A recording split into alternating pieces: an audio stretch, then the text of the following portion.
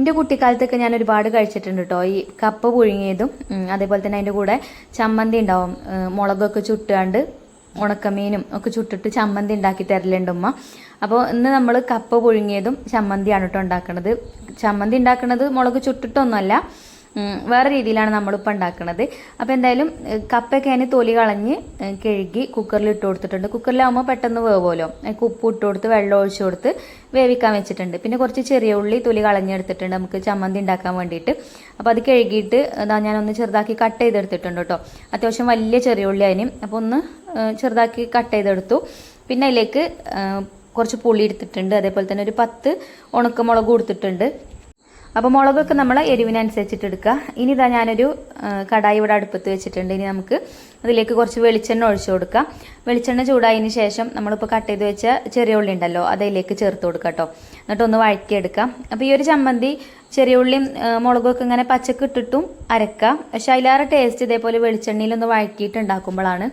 അപ്പോൾ ചെറിയ ഉള്ളി ഒന്ന് വഴന്നു വന്നിട്ടുണ്ട്. പിന്നെ നമ്മൾ എടുത്തു വെച്ച വറ്റൽമുളകും അതേപോലെ ആ പുളി ഞാൻ അതിലേക്ക് ഇട്ട് കൊടുത്തിട്ടുണ്ട് കേട്ടോ. എന്നിട്ട് ഇതുപോലെ ഒന്ന് വഴറ്റി കൊടുക്കുക. മുളകിൻ്റെ കളറൊക്കെ ഒന്ന് മാറി വരുന്ന സമയത്ത് പിന്നെ നമുക്കതിലേക്ക് ഉപ്പ് ഇട്ട് കൊടുക്കാം.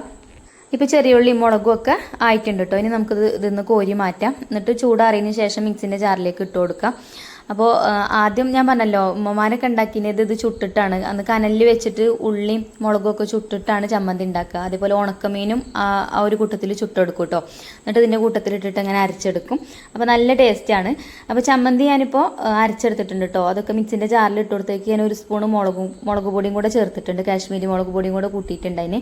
അപ്പോൾ കപ്പ പുഴുങ്ങിയതും ആയിട്ടുണ്ട് ഇപ്പോൾ. അപ്പോൾ അതൊരു വാഴൻ്റെലേക്ക് ഇട്ട് കൊടുത്തിട്ടുണ്ട് കേട്ടോ. പിന്നെ അതാ നമ്മളെ ചമ്മന്തി അരച്ചത് അതാ വാഴൻ്റെലൻ്റെ ഒരു ഭാഗത്ത് ഇട്ട് കൊടുത്തിട്ടുണ്ട്. പിന്നെ അതിലേക്ക് കുറച്ച് പച്ച വെളിച്ചെണ്ണയും കൂടെ ആക്കി കൊടുത്തിട്ടുണ്ട്. ഇനി ഒന്ന് മിക്സ് ചെയ്തെടുക്കാം.